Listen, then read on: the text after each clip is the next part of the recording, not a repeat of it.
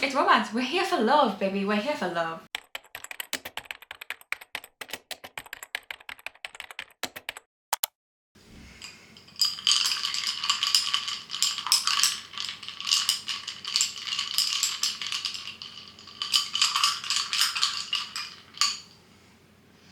Do you know what? That's actually a really decent colour. The last one I made was so pale.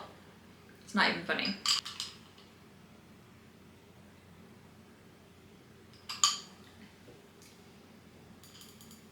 That's a good matchup. That is a good matchup. Oh. Hey guys, welcome back to my channel, or welcome if you are new. Today we are doing my January and February reading wrap up. Normally I would do 1 month at a time, but February kind of ran away from me, so we're just doing them together. And the worst part is I have 24 books to talk about. This has not been the 2 months where I could put them together realistically. So I'm gonna kind of rapid fire go through all the books I read in January and February because I don't want to be here for 2 hours talking about books. I haven't got time today, I've got a lot to do. Okay, in January I read 11 books total. So the total number of pages read was 4,292. I have had 2 2-stars, 3 3-stars, 3 4-stars, and 2 5-stars, and then 2 were unrated, and I'll tell you why when we get to that. 6 books were romance, 3 were fantasy, and 2 were dark romance.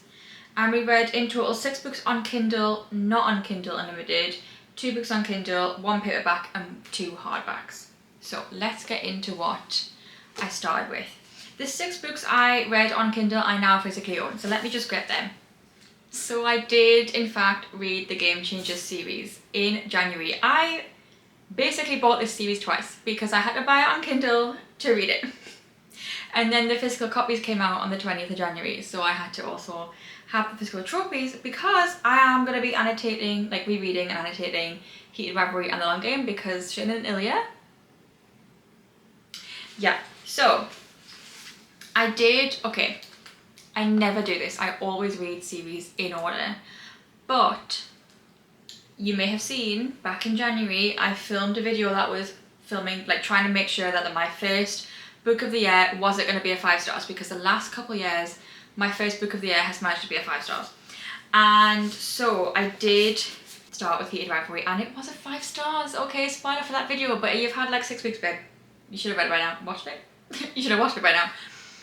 This was a 5 stars, so effortlessly so.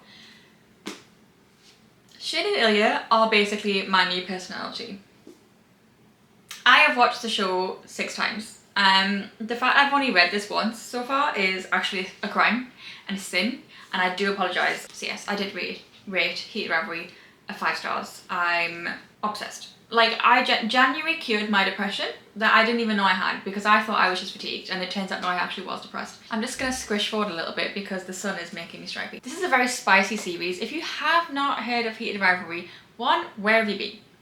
2, read it, like now, and watch the show, but read it first, in my opinion. Maybe read it in order though. I'm not gonna lie, like it did change things a little bit, not reading Game Changers first, but not a lot. This is an MM hockey romance, okay? And if you don't know what MM means, it means male.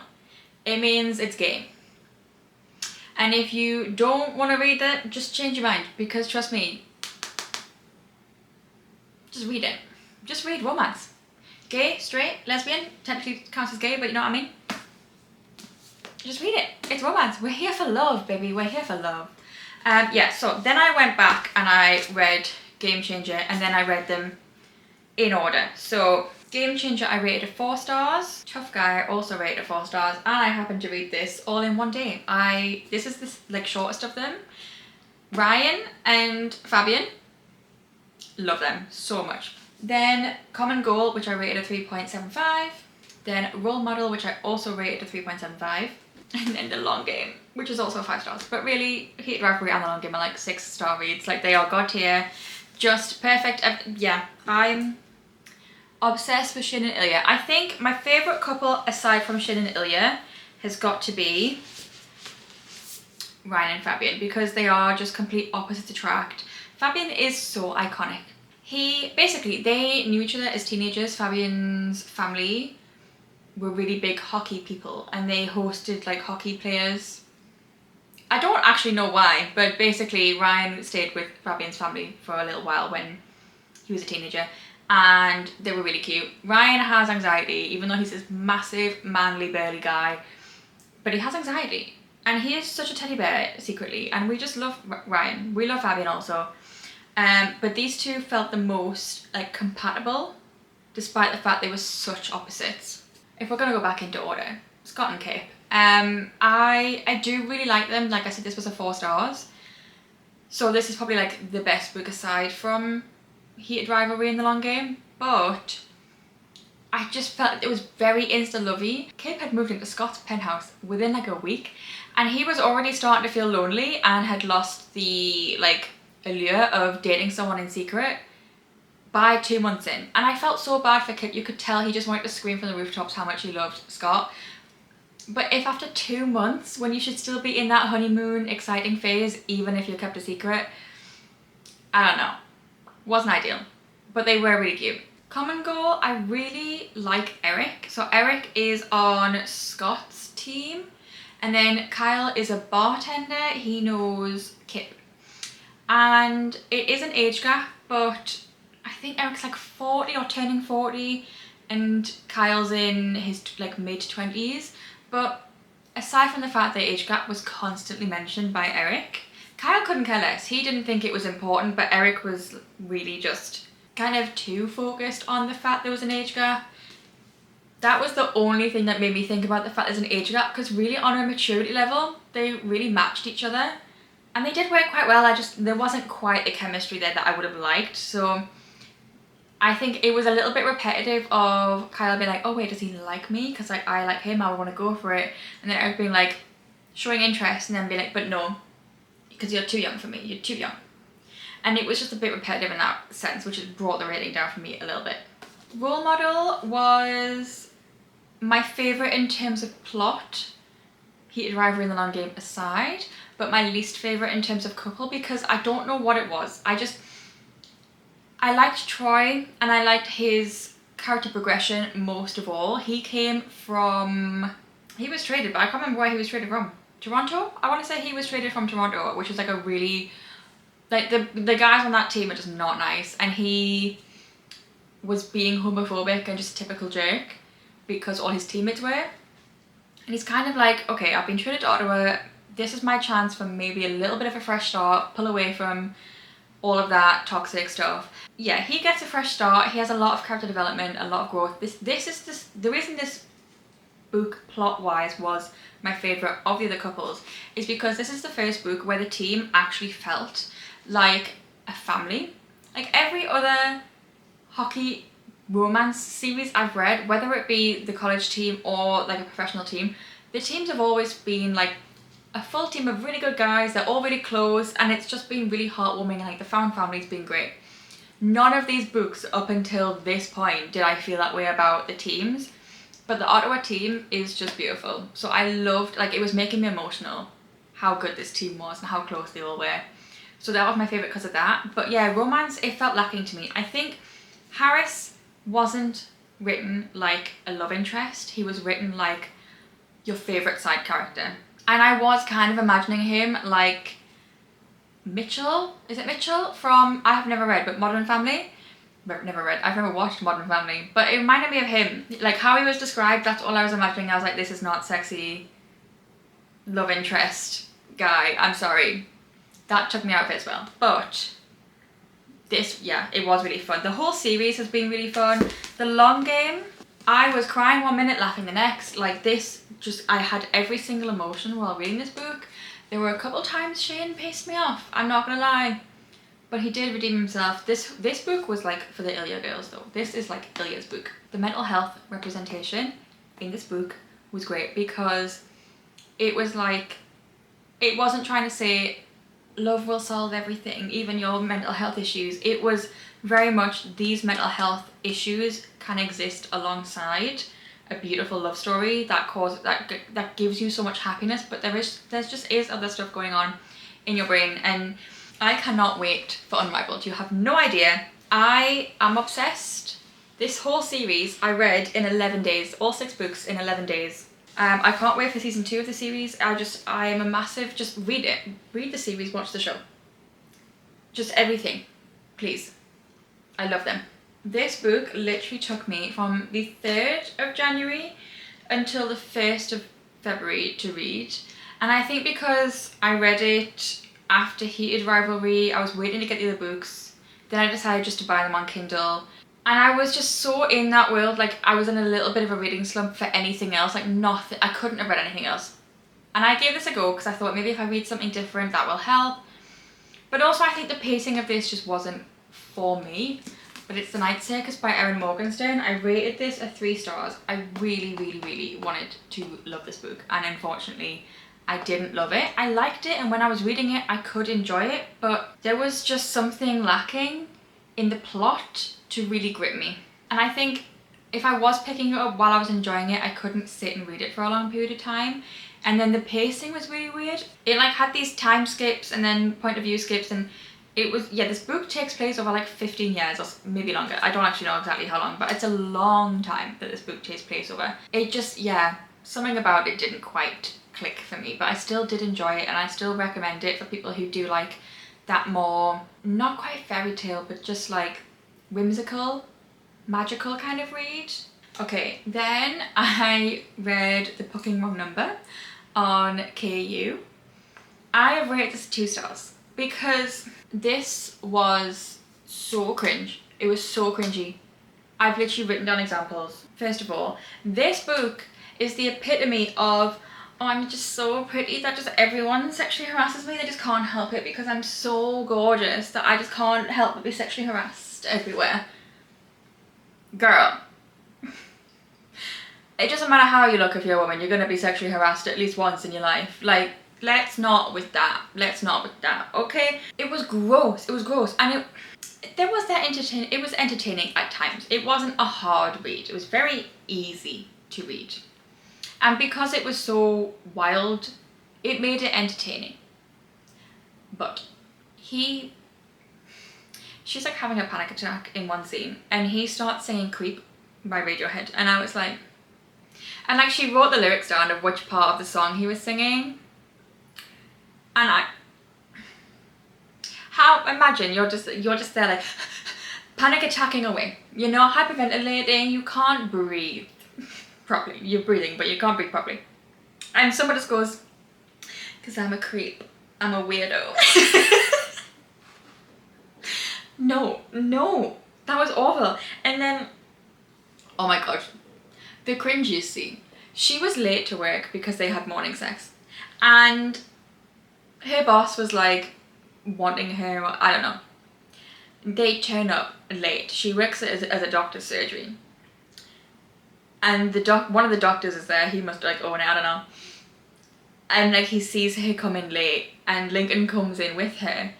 And genuinely, she just starts, like Lincoln kisses her, and she just starts making out with him in just the reception area of the GP surgery she works at, while one of the doctors, her boss, is just like in front of him.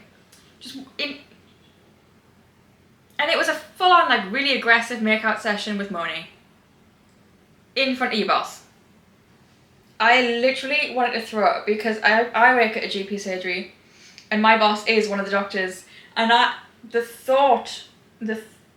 I had been late for any reason, like, my work's really understanding about that kind of thing, especially since I'm one of the few people that gets the bus to work. They're very understanding that public transport is not always reliable. If I was late to work for something like this, I would be fired on the spot. He would not, like, he's a really nice guy, but he would not tolerate that. What? No.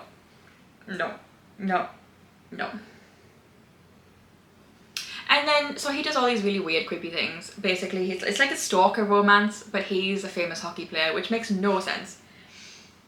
And the man literally kidnapped her.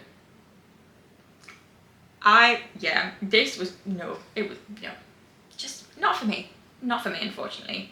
I did finish the book. I will not be continuing the series. You could not pay me to, quite frankly. Okay, then I reread Quicksilver by Callie Hart. I haven't rated it because it was a reread, and I think I rated it like a 4.75 previously, and I'm pretty happy with the rating I had given previously. The reason I reread this was because I was gonna read Brimstone, and I knew I would have forgotten like everything important. So I reread Quicksilver, read the Kingfisher point of view, and then read Brimstone. Both of these, to be honest, a lot of them I immersive read. I either was physically reading it or listened to the audiobook and reading it. So you would think I had a really good comprehension of it, but for some reason I just don't enjoy books as much if I listen to them. I don't know why it is, but that is the case. Brimstone, I did rate 4 stars. So I didn't like it quite as much as Quicksilver, but I still really, really enjoyed it. My favourite characters are Onyx and Archer. Onyx is a fox. He's this sweet little guy here. I love him so much. I thought I'm actually gonna start crying thinking about it because it's like not even funny. There was one scene that was spoiled for me. I knew exactly what was gonna happen, and then because we're like, oh, never mind, I knew it, like what I could tell what had happened. There was no context clues at all aside from she was like, oh my god, no, don't do this to me, and then be like, oh, never mind. That is not the scene I'm talking about when I say I'm gonna cry. There was a different scene. In fact, is it the opening scene? It's literally the opening scene. It's the prologue in Kingfisher's point of view. That had me genuinely wanting to cry already, and there's another very similar scene that I wanted to sob. I love Onyx so much. Why am I so emotional over a fictional fox? I don't know. It's just the love this fox had or has for Ceres. Stop. And then my other favourite character is Archer. Okay, one thing I will say, if you listen to the audiobook, like please do, because A, it's a duet narration, so it's good in that sense. Archer's voice, which is that's a book, the voice that the voice actor puts on for Archer, stop, he's so cute. It's like, he's so sweet. He is just a loving little guy. He's like made out of rocks. He's like he's made out of brimstone and rocks, and yeah, I love him like I love the gargoyle in The Night and the Moth, quite frankly. Just, yeah. And then actual like people, still love Ceres, love her so much. Still very invested in her, wanting things to go well. Kingfisher, still a great MMC. This man knows obsession. He literally said, I could be dead in the ground 5,000 years and the frost could have taken my bones and still no other male will ever have loved another female the way that I love you. Stop. Stop. He's just so devoted to Ceres. So devoted to her and her alone. In a very similar way that Xaden is for Violet. Yeah, and also that cliffhanger. That cliffhanger, I need to have serious words. I'm going to be confused until November now. Thank you for that, Callie Hart. Thanks. I don't even know what to think about it. That was very confusing and it came out of nowhere and I wasn't expecting it. So, okay, next, don't judge me, but I had literally 1 day left of the month and I had to read another book on Kindle Unlimited because that's part of my goal. So I found a book that is part of a like short novella series on Amazon. And the one I chose, I thought, let's go with Kimberly Lemming because I read her Made of Mishaps series and it was really funny and easy to read, and I just thought, sure, let's go for it. This will be a nice easy 52 pages. It's called My Boyfriends Are All Monsters. I've not rated it because it was 52 pages. The spice level, it's a 4 chili pepper spice for being 52 pages. That says a lot. I don't even know how to explain what this book is, so I'm not going to. All I'm going to say is this was entertaining, and thank you, Kimberly Lemming, for your service into the weird and wacky romance. Okay, now into February. We read, somehow for it being a shorter month than January, I read more than January, but again, I blame Heated Revelry for the reading slump I had after that. So, I read 13 books in February. Starting with Not to Kill You. I do now have a physical copy, but it's in my haul pile and it's too many books deep. I read Not to Kill You on Kindle Unlimited. I've since bought it. I loved this book. I gave it a 4.5 stars. This book was so good. I read Gothic Corner, I think in 2024, And I really liked Gothic Corner, but this is like an elevated version of Gothic Corner. It's slightly less like, is it magic or is it real? It's fully just like real life. It was just the perfect dark romance, dark academia vibes. We're following Lilia. Her mum died really like aggressively, and she's trying to figure out what it is that actually killed her. She's going to community college. She's wanting to, I don't know if you have to go to med school, but basically she's wanting to go down the medical research route rather than the medicine route. And she's trying to figure out, what is this illness, pathogen, virus, parasite, like what is this that killed my mum, basically.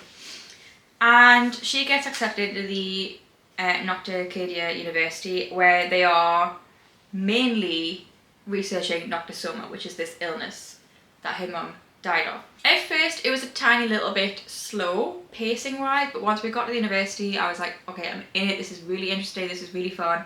There was a perfect balance between the school, like academia plot, and the like learning aspect and trying to figure out this parasite thing, whatever it is, and romance, and then intrigue of this other stuff. I think the only thing is, because there's a secret society in this book, we didn't get a lot of the secret society. I would have liked to have seen a little bit more, but everything else I think was really well rounded, well balanced, well explored.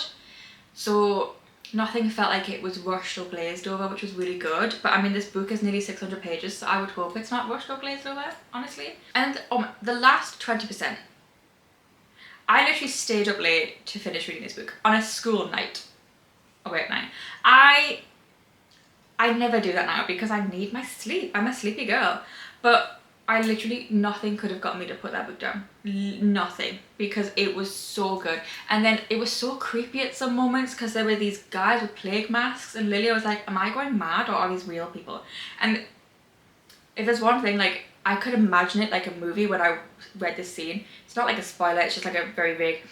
She is in this like basement and she turns around, and I can't remember if it's up the top of the stairs or like down a hallway. She just sees a man there with a plague mask that wasn't there before, and he just turns around and leaves. And I was like, that is so fucking creepy. Are you joking? She's in a basement and a random guy in a plague doctor mask. No, absolutely. I was reading this at like 12 a.m. in the middle of the night, in the dark. No lights were on in my room. I was just in the dark on my Kindle, just like, as far as romance goes, I really liked Deverick. From the get-go, I was on his side. I was like, no, I trust him. I'm sure everything's gonna be fine. If this is a romance at the end of the day, I'm sure everything's absolutely fine. And meanwhile, everyone's like, oh yeah, you should really stay away from him, like saying he's like killed people allegedly and all this kind of, telling her all this bad stuff. And I'm like, nah, girl, you get your man. I'm sure he's fine. But to be fair, I mean, yeah, he was. He had his violent tendencies, but you know, all in the name of keeping her safe. So it's fine. I also need to spin off with Caden because his backstory is so heartbreaking. I physically won't be okay until I've read him have a happy ending and have found love and happiness, because I refuse to believe that someone could live a life so tragic and not get a happy ending after that. So Kerry Lake, I'm going to need you to get on that, please and thank you. I need a Caden book, like now, because I'm not going to be okay otherwise. Like, it's going to be in the back of my mind that he's just miserable and has PTSD, and I need him to be okay.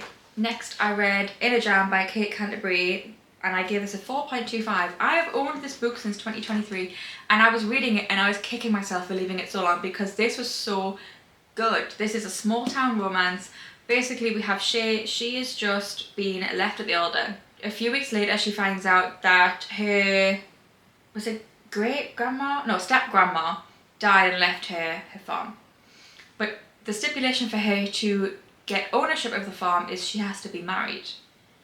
And so she thinks, right, well, my life's kind of fallen apart. Let's just go check out the farm, see what things are like.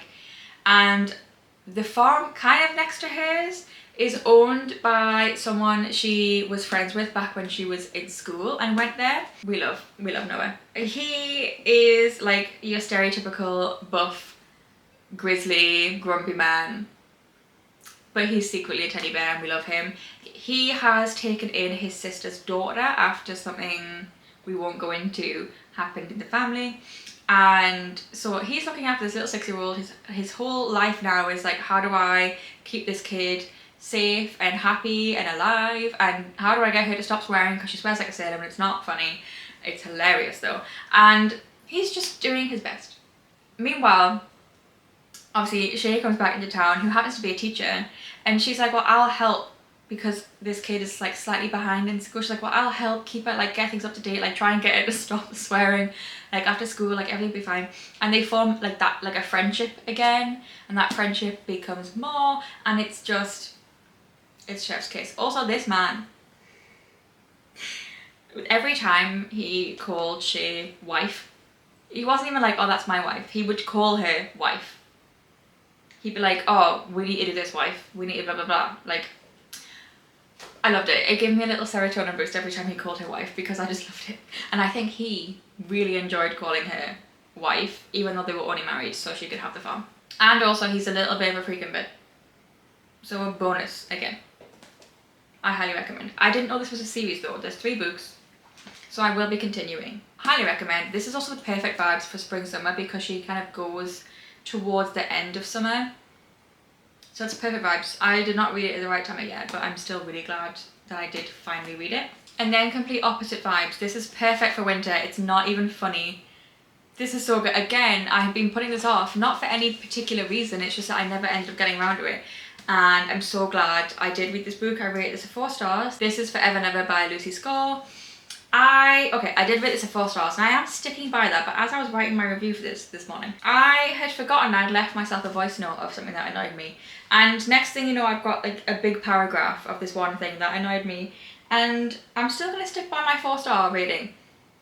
But this could have been higher if it wasn't for this one thing, because it was really annoying. Anyway. This is, again, small town romance. It's set in this like small island kind of off the coast of Michigan. So in the winter it's really bad. So like winter is a very big theme of this book. Like it's very well described. So it's perfect to read in winter. Genuinely, I'm so glad I did. I could tell by the cover that's why I wanted to only read it in winter, but it's the perfect decision because it's so atmospheric. So this book is following Brick and Remy. Brick is a stupid name, I'm sorry. It's not his actual name, it's a nickname given to him by Remy, and it just kind of stuck, and now everyone in the town calls him Brick. They knew each other as, I'm gonna say teenagers loosely, because she was like 16 and he was like 24. There's an 8-year age gap.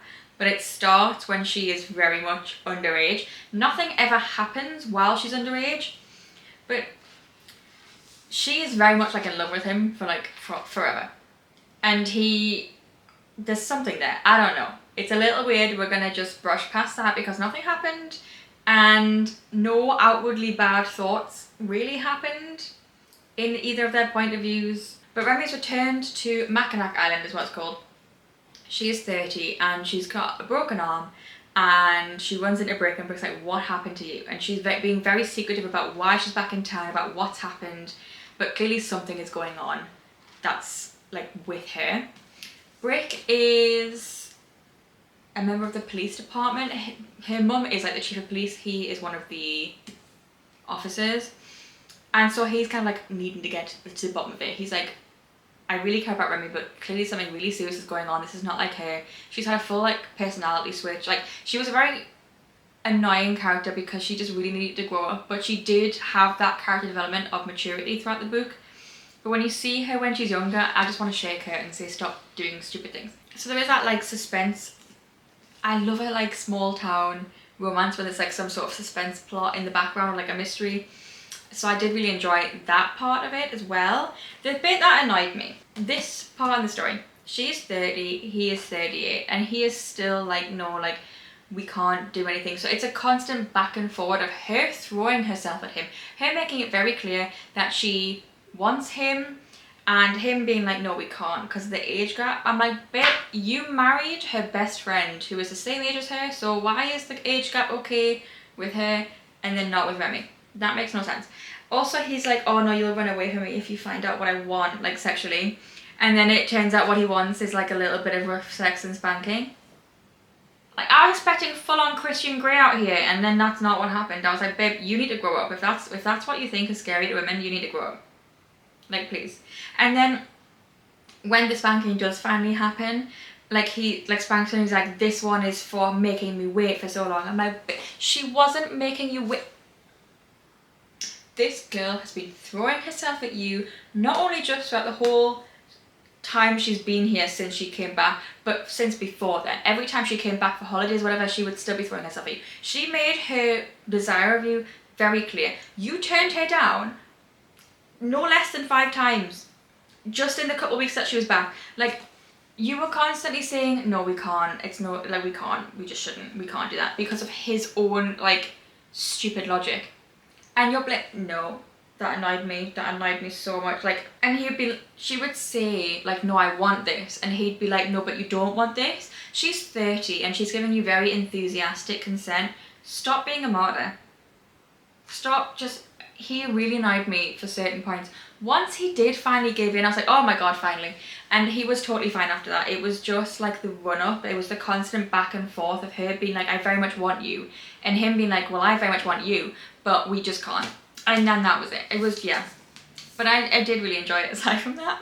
It's just that one thing really annoyed me.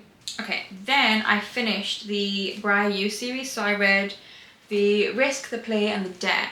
So The Risk, I rated 3 stars. I actually quite enjoyed this. This one's following Brenna and Jake. It's a little bit of, it's not really enemies to lovers, and I wouldn't even say it's dislike to lovers, because they don't dislike each other. It's just, he is on a opposing hockey team to the one her dad coaches, and she's very like into hockey. So it was kind of like a forbidden romance kind of thing. That was fun. And they had really good banter and really good physical chemistry, but there was still just something missing in the romance to make me want to like bump up the rating a little bit. I think it was just something emotionally lacking. Like, when we got to the love confession, I was just kind of like, really? When did we get here? When did this happen? I just didn't see it. But it was really fun. The Play, I rated a 3.5. This might be my favourite of this series because I just loved Hunter. Okay, Hunter, at the end of The Risk, something happens and he is now putting himself in a... He's like, I'm gonna be celibate for a year. I need to prove to myself that I can put hockey first and put everything into hockey and just really try and take this team as far as it can go, because he's like a new captain of the team and he really wants them to get at the Frozen Four and everything. So what I liked about this book is it started out as a friendship first. Demi is in a relationship for the first like 30-40% of the book, which I don't love. And it's always typical of, oh, well, it turns out her boyfriend's awful and that's why it's okay. But to be fair, in this case, Hunter and Demi were fully just friends the whole time that she was still with her ex-boyfriend. And there was nothing untoward happening because Hunter was really dedicated to not pursuing anything romantically or sexually with anyone. And he was actually just really happy to have a friend in that way. Like, and then Demi, she was very devoted to her boyfriend, so it was fine. And then he ends up being horrible. The only thing is, I wish she was on her own longer. Like, she was in this was a very long-term relationship that she was in. I wish she had spent more time on her own. I actually felt the same about In a Jam. I wish she'd spent more time on her own to discover herself on her own before she jumped into a relationship, but that's just me personally. There was one scene, Hunter was helping her set up a Tinder, and I don't know why, but it was really just giving gay best friend. And I found it so funny, but also the whole time I was imagining Hunter as Connor's story. And it made it even better, quite frankly. Like, he was helping her pick photos and then he helped her pick an outfit for the day, and it was just really cute. So I just loved that they were like friendship first, and friendship was the basis of their relationship. Because it was a really strong foundation and they had such good banter. That being said, I didn't like her lack of respect for his vow of celibacy. Like, she could have waited a few months. Like, if she, like, I don't see why she couldn't have just, like, it meant a lot to him to prove something to himself that he could do this. And she kept pushing and deliberately, like, manipulated situations that made him end up, like, giving in. And I'm like, no, like, this is something that really means a lot to him, and if you care about him as a person, you can wait till the summer. It's only until, it's not like it's a never-ending vow of celibacy. It's just till the season ends and it's summer. Like, she could, I didn't like her lack of respect for that, because at the end of the day, he was doing it as a way to prove something to himself and to gain back trust in himself, and I think it was really important to him to do it, but I don't know. And then the worst one of the series, when I started reading this, I genuinely was like, I don't understand why people don't like this book. I don't understand why it's got such bad reviews. I'd seen Emmy had said she was loving it until she didn't. And I completely understand why. So The Dare, I rated it 2.5 stars. This was so fun. Like, again, they were friends at first, and they had really good banter. This one is following Taylor, who's a member of a sorority, and Connor, who's like, after, like, Hunter was a big playboy, Connor is like Hunter even worse. He's kind of like Dean De Laurentiis from off campus, like that level of playboy. They kind of like, yeah, they strike up this friendship. They're fake dating because some girl in the sororities like nasty, and anyway, they have a really fun relationship. They're really cute together. But first of all, Taylor's ugly duckling complex was really annoying because her whole thing, she was never described of as being like unattractive facially. It's just she's a plus size woman. And when I say plus size, I don't even mean like, she's just curvy. She has like big hips, big bum, big boobs. And she's got a little extra meat on her bones, but she's not even like, I mean, you can see on the cover, she's not exactly like a big girl. She's just curvy, and she's like on like, I don't know how to explain this without sounding horrible. She's just, yeah. She puts all her value on how she looks, and she's constantly like, oh, well, he cannot be attracted to me because I'm blah, blah, blah, blah, blah. I'm overweight or whatever it is. Like, oh, he cannot be attracted to me. If a man is telling you he's attracted to you, he's attracted to you. Like, it's not like that big of a deal. And so her ugly duckling complex was just really overbearing. And again, weight does not equal attractiveness. And then, oh yeah, she was constantly described as, like, weight-wise, being between Marilyn Monroe and Ashley Graham, the model. She got compared to Marilyn Monroe and Ashley Graham. Two not even questionably stunning women.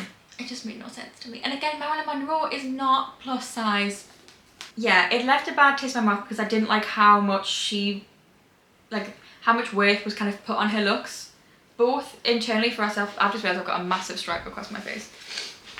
Yeah, I didn't like how much internally she put on her looks, but also like outside characters kind of were as well, and it was just like, I didn't like the message it was putting across. And Connor was really attracted to her, so I don't see what like the problem was. Yeah, it was just really unattractive because she was so insecure. I couldn't deal with someone being that insecure and needing constant reassurance, but Connor dealt with it really well. He gave her reassurance in spades, and I think I would have liked to have seen her grow confidence on her own, not because some hot jock was into her. Like, I would have really liked to have seen her just come into her own and really grow confidence for herself. That would have been a really good message at least, but that's not what happened. So the reason for this being a 2.5 stars though, the miscommunication trope, as bad as it is, doing it and then doing it twice, but the other way around. So there's a miscommunication thing. He messed up, and I understand he was like in a bad way, and like things were happening. It was stupid enough when he did it, and she got so angry at him. And then she does it. It really pissed me off. I don't want to spoil what happens, but something happens related to the internet. Something's posted, and instead of her acting as quick as possible to get it taken down, she just sits and stews for days while spiraling about the fact that it's out there, and if people see it, her whole entire life and future career is ruined. And like, well, maybe if like your friends are saying, and then like get it taken down, like we'll help with you, like let's get this taken down, and instead maybe you should do that instead of stewing in bed for 3 days. Maybe you can't. That was just stupid. I understand like what happened would have been like a really awful situation. That's a violation on so many levels. But if you're really concerned about a future career and how this could ruin that, do what you need to get it taken out as soon as possible. Like, you found out fairly quickly. It hadn't been widespread yet. There's a lot of things you can do in this case legally. Like, do something. If you're so upset about it, do something. Don't just stop everything and push everyone away because of something like this. Like, it was really illogical and stupid, and it really frustrated me. So that, alongside the double miscommunication trope, really drove the rating down. I hated the last 25%, honestly. Oh, there was also one moment where I really didn't like Connor. In his internal monologue, it literally says, "It's almost scary how I like Coach and his bitchy daughter are." Was that necessary? Brenna's not a bitch, first of all, but why are you calling her a bitch in your inner monologue? It was just so unnecessary. You could have just said, "It's scary how I like Coach and his daughter are." That would have been totally fine. They are very alike. Why did you have to add bitchy in there? I didn't like that at all. Okay, then I read To Bleed a Crystal Bloom by Sarah A. Parker. I rated this at 3 stars. This was really entertaining. The font in this was massive. I literally flew through this. This was enjoyable for the most part, and it was really easy and quick to read. But there were a lot of things that annoyed me too. So the main character's name is Rawdon. I don't like that name, I'm sorry. He basically found her when she was 2 years old. Her whole entire family's been slaughtered, and he takes her in as his ward. A lot of people on Goodreads DNF'd because they were like, no, it's too weird, like he basically raised her. And I completely get that. But the more information you get about her upbringing, the more you kind of realise he didn't really raise her. She just like lived there and he set rules, and then other people did everything. And he was away a lot. Like, it doesn't sound like he really raised her as a father figure in the slightest, but it is still really weird and dodgy, I'm not gonna lie. In this book, she is 20 turning 21, and he is keeping so much from her, but she is like, it's not even a case of him keeping her locked in the tower. She's locked herself in the tower. She does not want to go out, and he is trying to encourage her to like be less scared of the world, but he's also hiding so much from her, it's not even funny. And then when she starts figuring anything out, even like the tiniest little thing, he gets angry at her, and that was really annoying. Like, you can't expect her, you can't tell her off for being naive while keeping her in the dark about everything important about herself. That was annoying. And then he would be annoyed at her for locking herself up, but then he was fine to lock her up when he saw fit. I just don't like him as a male main character, because he knew she was absolutely head over heels for him, and he would kind of play into it and then pull back and be like, what do you mean? Like, no, obviously not, I'm getting married to some other girl. And like, he was just, yeah, awful to her. Like, the constant push and pull, this girl did not know whether she was coming or going, and as far as like she's aware, like her whole world is inside this one little castle. She has like got extensive levels of PTSD from what she saw as a 2-year-old, and I just felt really bad for her. She also did kind of need to stand on her own 2 feet a little bit, I'm not gonna lie. Like, she needed to grow up. I don't dispute that. She just needed to grow up and stop being so naive. But I also felt really bad for her because she was not really given the tools to grow up properly and to learn what she needed to do, so she didn't have this ignorance about the world. I don't know. Also, there was a whole heat thing. She goes into heat at one point. Many years late, it's a little bit worrying. And that was really, yeah, I felt so bad for her. She did not know what was happening. She learnt about heat while she was going through it, and then she's just kind of left to deal with it. Girl doesn't even know, like, she can touch herself to help relieve it at least a little bit, and then he ends up touching her and then gets angry at her for it, and it's just, it was cruel. She was so unprepared for such a intense week. She was so unprepared, it was cruel. And then the ending, oh my god, the end. I just don't like him as an MMC, but that being said, I'm really intrigued. I want to know, I'm still going to continue the series. I really want to know how her world opens. I want to know how her character development goes now that how everything happened in the ending happened. I feel like she's got a lot of developing that she's going to do over the next 2 books. And I also really want to understand how Sarah A. Parker is going to make me like Rawdon, because I just think he's a territorial, stupid arsehole.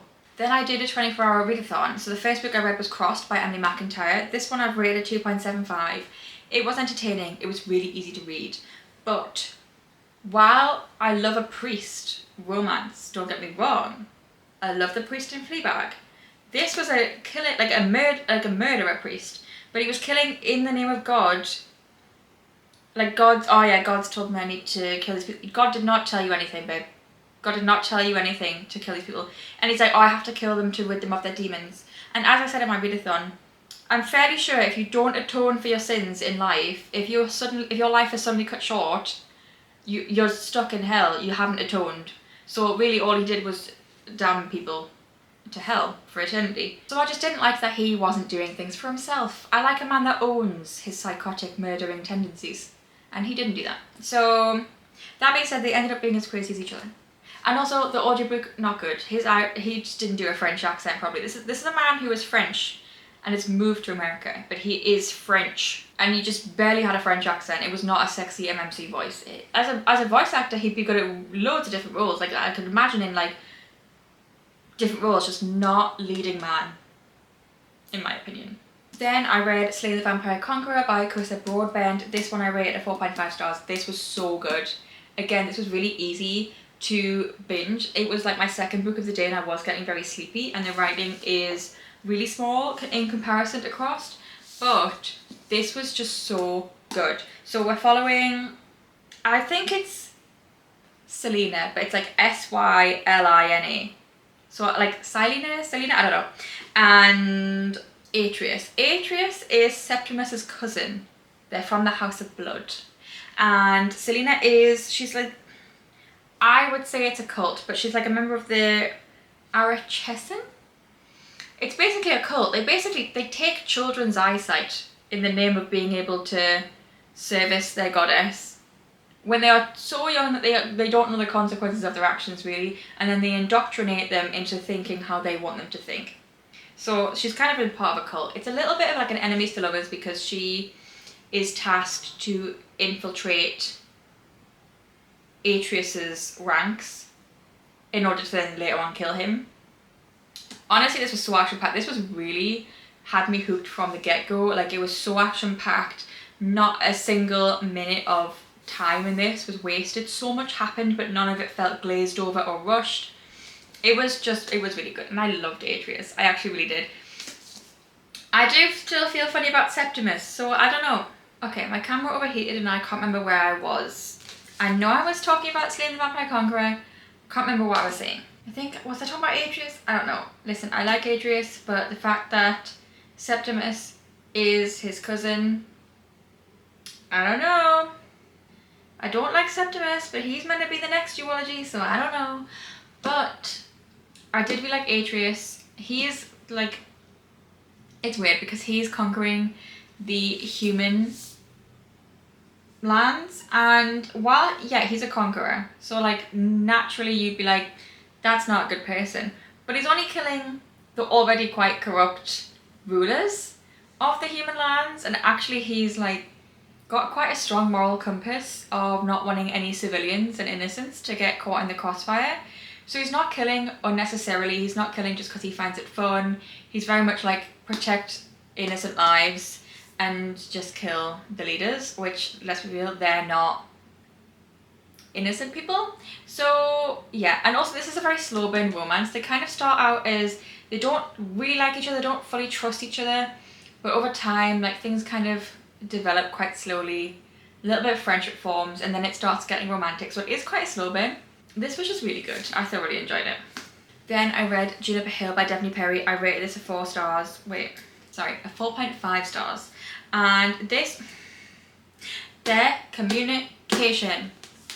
I've never been so turned on by a non-sexual act in a book in my life. Oh my god, they had such mature, open conversation about their feelings, about what it means for them, about what this could be going forward, about their fears about it. Just, they were so good. They were just so mature. I think just communicated like adult people. It was so good, and it made me so happy to read that. Knox, I think I like him ever so slightly more than Griffin from Indigo Ridge. Ever so slightly.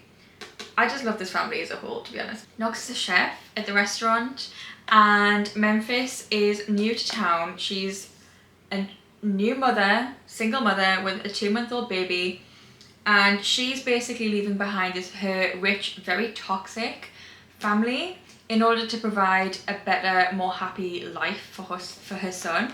So she gets a job at the hotel as a cleaner. So they kind of like see each other all the time, but she's living in the garage above. No, she's living in the loft above his garage. And so it is kind of like forced proximity. They become friends, but the romance is so good. And the way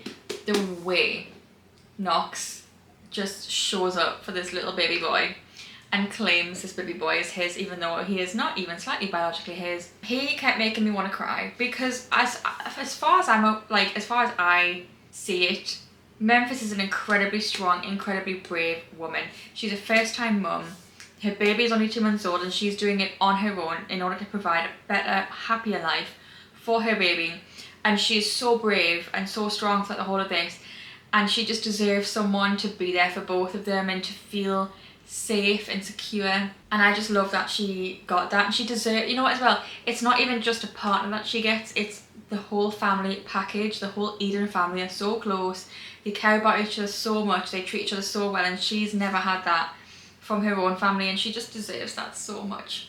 And I loved this the whole way through. This was so good. This was so heartwarming. I did guess half of what was going on with the suspenseful mystery kind of thing that goes on in the background of these books.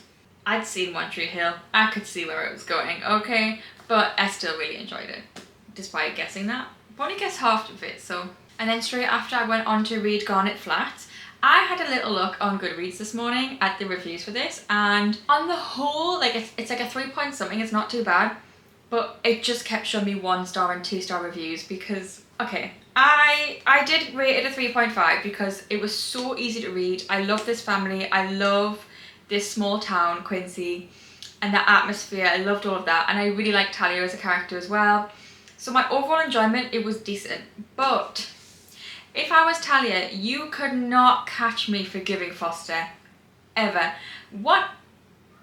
I could not get over that. I could not get over what happened, and what happened even just in the 7 years, not even just what happened 7 years ago, but in the 7 years since.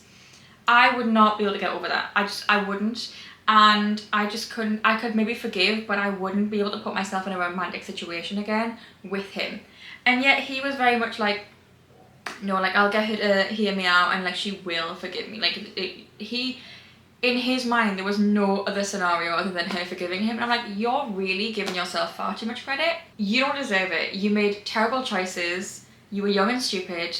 But me personally, I wouldn't be able to get past that, especially because of things that happened in between. So I can really understand why people rated it 1 to 2 stars.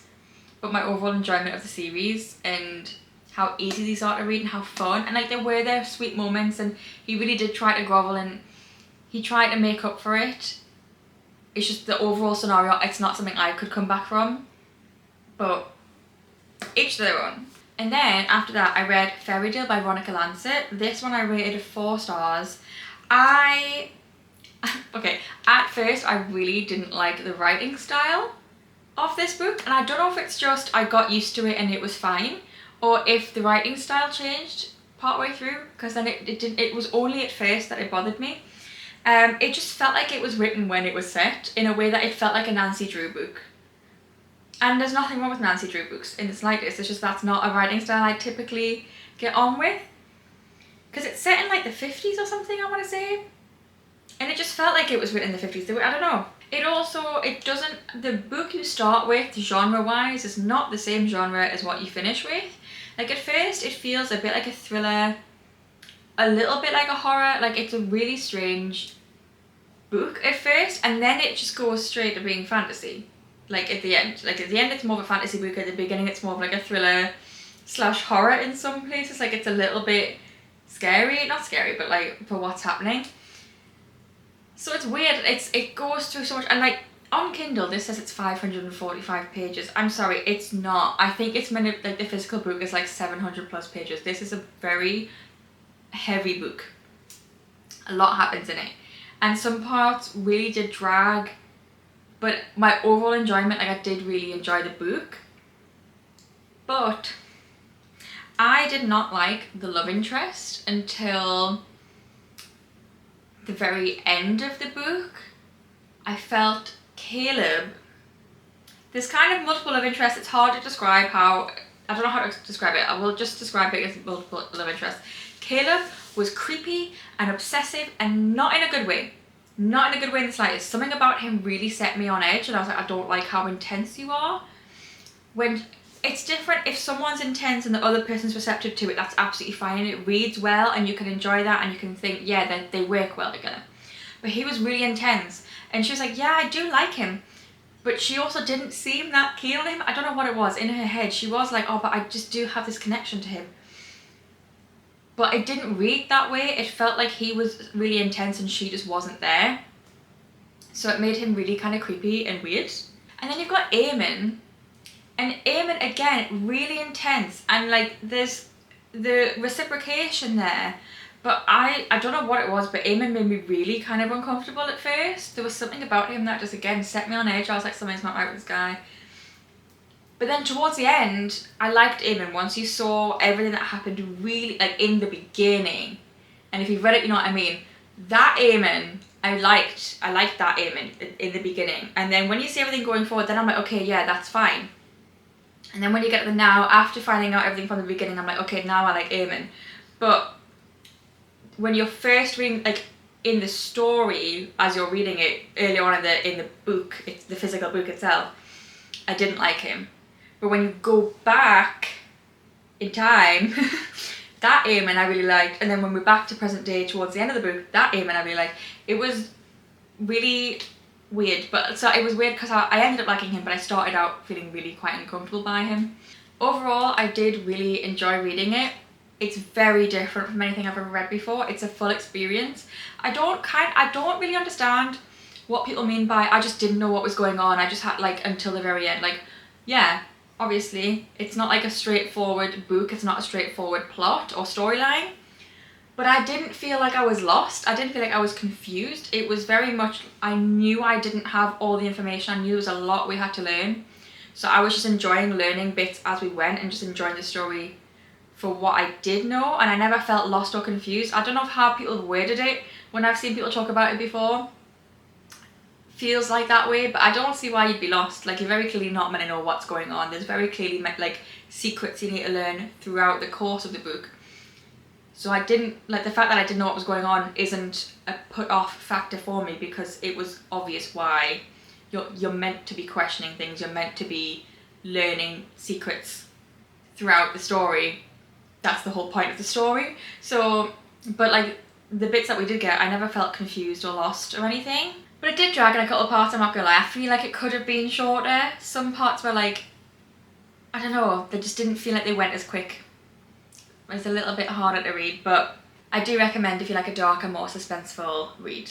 And then the last book I read, I would have normally continued on probably with the Eden series, but I had Fairytale and this book was on my winter TBR. They had to be read last month.